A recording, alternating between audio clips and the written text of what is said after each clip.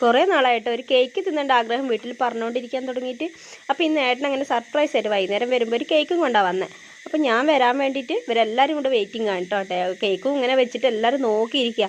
അപ്പം ഞാൻ വന്നു കഴിഞ്ഞു. എങ്കിലും ഇനിയിപ്പോൾ കുളിച്ചിട്ട് വരാമെന്ന് പറഞ്ഞിട്ട് ഞാൻ കുളിക്കാനും വേണ്ടി പോയി.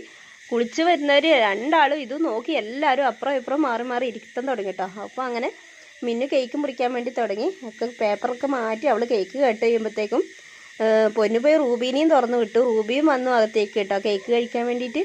അപ്പോൾ അങ്ങനെ കേക്ക് മുറിച്ചു. അപ്പോൾ അവളെന്തോ ബർത്ത്ഡേ പാട്ടൊക്കെ പാടിക്കൊണ്ടാണ് കേക്ക് മുറിക്കുന്നത്. ആരുടെയും ബർത്ത്ഡേ ഒന്നല്ല കേട്ടോ, വെറുതെ ഒരു ആഗ്രഹത്തിന് വാങ്ങിയതാണ്. അപ്പോൾ മിന്നു വേഗം ഒരു ചെറിയ പീസും കൊണ്ട് പോയിരുന്നപ്പോൾ റൂബി മേലോട്ട് നോക്കി കേട്ടോ. ഇതുണ്ടാ ഇവിടെ എനിക്ക് തരാത്ത കഴിക്കുന്നതെന്ന് നോക്കിയിട്ട് റൂബി അങ്ങനെ കേട്ടോ. അവർ ആരെന്ത് കഴിക്കുമ്പോൾ അവൾ വന്ന് മേലോട്ട് നോക്കിയിരിക്കും. അപ്പോൾ ഇത് അവൾ കൊടുക്കാത്തതായിട്ടുള്ള കളി കണ്ടില്ലേ.